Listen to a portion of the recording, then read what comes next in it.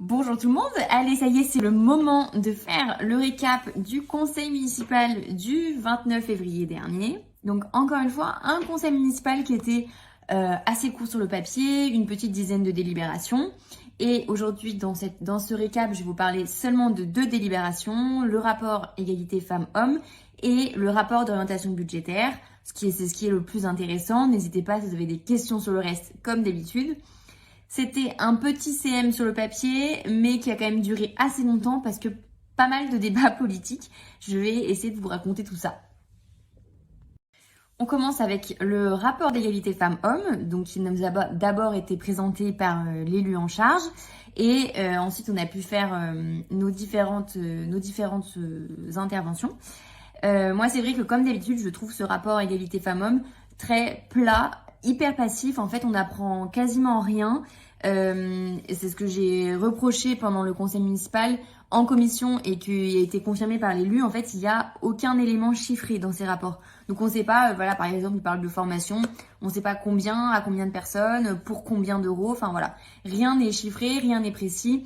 Donc ça donne un truc qui est voilà, assez plat et on voit aucune vraie volonté transparaître, alors que objectivement, je pense qu'il se passe des choses. Des choses sont faites, notamment par beaucoup de services, mais on peut pas dire qu'il y a une volonté politique qui se dégage de ce rapport, notamment, alors évidemment, ils mettent que c'est une priorité du mandat, mais c'est ce que je leur disais, mais comment pouvez-vous dire que c'est une priorité de votre mandat sans avoir de poste dédié à la question ? Je sais que c'est difficile d'avoir en ce moment, actuellement, des agents, mais quand on veut faire d'un sujet une priorité, on met des gens derrière qui vont suivre la question, parce que c'est très bien de dire à l'ensemble des services c'est une priorité, mais ça ne suffit pas pour qu'en pratique ce soit un sujet qui passe devant les autres.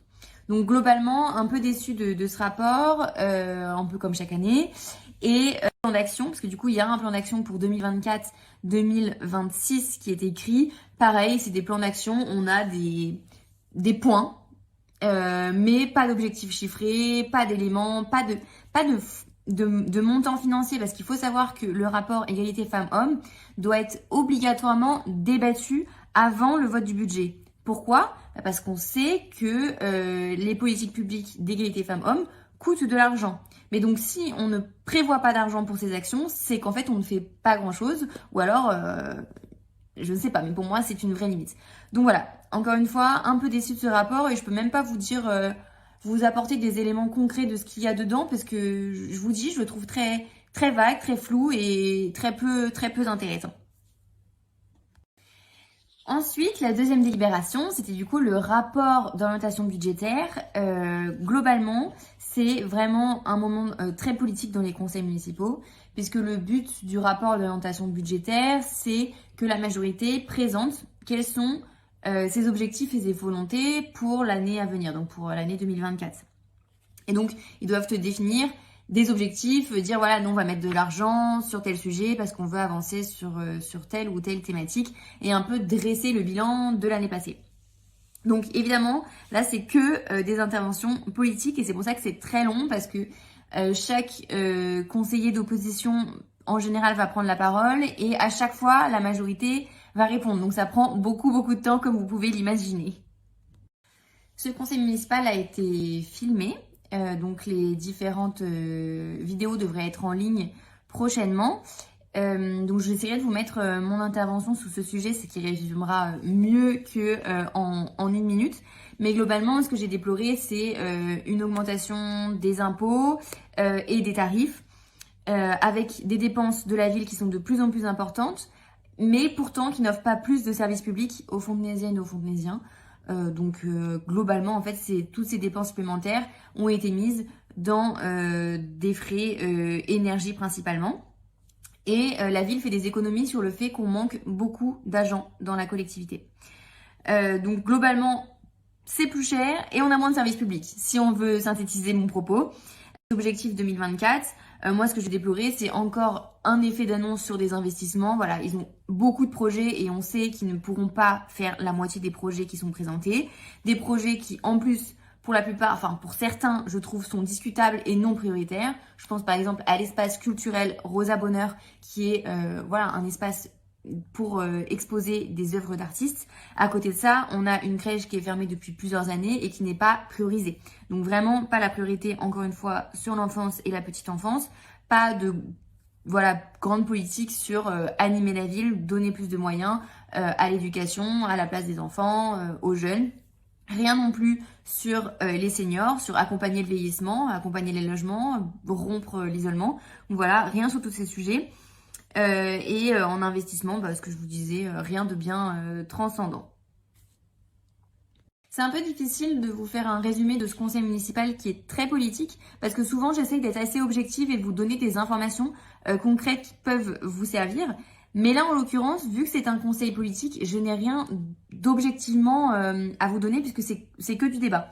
Donc vous me direz, ça m'intéresserait de savoir ce qui vous intéresse le plus dans les débriefs du conseil municipal. Ensuite, on en arrive à l'étape des questions et des vœux. Moi, j'ai posé une question concernant les budgets participatifs parce que là, je ne sais pas si vous avez vu dans le dernier Fontenay Mag, ils relancent les nouveaux budgets participatifs, mais aucun bilan des éditions précédentes n'a été présenté en termes d'enveloppe budgétaire. Qu'est-ce qui a été utilisé? Est-ce que l'ensemble de l'enveloppe a été utilisé? Et quels projets ont été financés pour quel montant? Ça, on n'en sait rien. Et la réponse que j'ai obtenue est assez floue. Ils m'ont cité 3 projets qui ont été faits alors que le budget existe depuis des années et aucun élément chiffré. Donc je vais réécrire à la conseillère municipale en charge de la démocratie participative pour qu'elle me fasse une réponse plus circonstanciée avec plus d'éléments. Je vous tiendrai au courant. Et ensuite, un vœu porté par certains conseillers municipaux qui a été voté par certains conseillers d'opposition et qui a été voté par l'ensemble de l'opposition. Un vœu qui concerne le projet sur la rue Boucicaut. Vous pouvez retrouver ce projet dans mes publications. J'ai fait une publication dédiée au sujet. Et globalement, vœu pour demander à ce que ce projet soit mis un temps en arrêt, le temps qu'il soit discuté et concerté avec les citoyens, puisqu'en fait c'est un projet qui est un peu sorti du chapeau, qui a été présenté aux habitants tel quel, mais pas concerté. Et globalement, ce qu'a répondu le maire, c'est qu'il n'y aura pas de concertation, qu'il en a déjà fait un peu, et puis que c'est un sujet trop expert pour que les citoyens puissent travailler dessus. Si je résume globalement. Et voilà, je m'arrête là pour ce conseil municipal de février. Comme d'habitude, vous n'hésitez pas si vous avez des questions sur les délibérations que j'ai présentées, sur les vœux, les questions ou sur des délibérations que je n'ai pas présentées. N'hésitez pas, je suis là pour ça. Et puis, comme d'habitude, je suis aussi preneuse de vos avis sur le contenu de ces petites stories de récap. Voilà, salut!